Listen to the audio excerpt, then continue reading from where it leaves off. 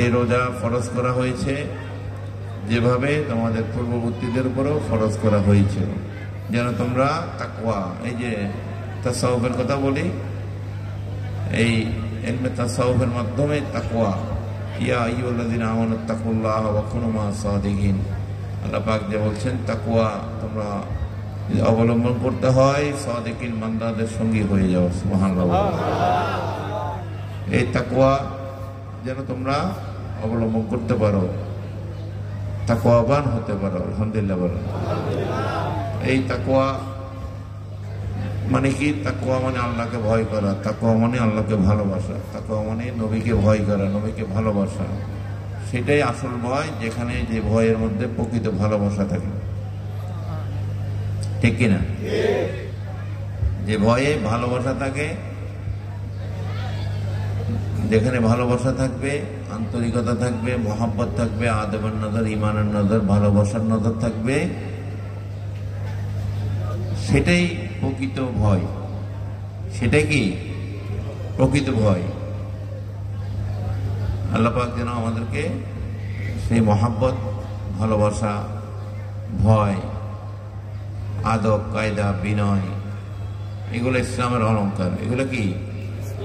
মুসলমান হলে তার কথায় বার্তায় বিনয় থাকতে হবে, আদব থাকতে হবে, হায়া শরম থাকতে হবে। আল হায়া ও শুবাতুম মিনাল ঈমান।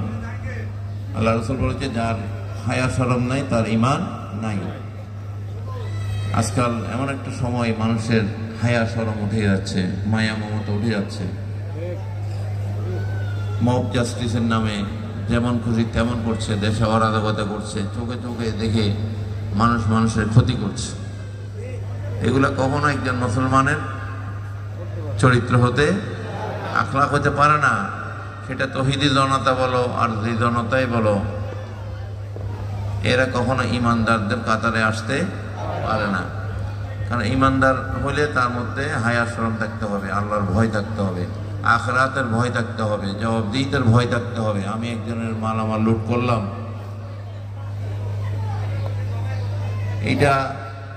এটা থেকে তো মুক্তির উপায় নেই। তৌহিদ নাম লাগাইলেই লুটপাট হালাল হয়ে যাবে, ভাঙচুর হালাল হয়ে যাবে। আল্লাহর নাম দিয়া, আল্লাহ কি বলছে? আল্লাহর একত্ববাদের নাম ঘোষণা করিয়া লুটপাট করা হালাল, ধর্ষণ করা হালাল, চুরি করা হালাল, ডাকাতি করা হালাল, আগুন লাগিয়ে দেওয়া হালাল, হ্যাঁ, মানুষের ক্ষতি করা হালাল, গাছপালা কাটে ফেলা হালাল, কখনো না। এরা জাহান্নামী, জাহান্নামী, জাহান্নামী। সুতরাং এই সমস্ত লোকগুলোকে আল্লাহ হেদায়েত করুক এবং এদের থেকে আমাদের দেশকে আল্লাহ হেফাজত করুক। আমিন বলুন। এদের থেকে আল্লাহ এই শান্তির ধর্ম, সমৃদ্ধির ধর্ম, কল্যাণের ধর্ম ইসলামকে আল্লাহ হেফাজত করুক। আমিন বলুন। ইসলামকে হেফাজত করবে কে? আল্লাহ। কোরআনকে হেফাজত করবে কে?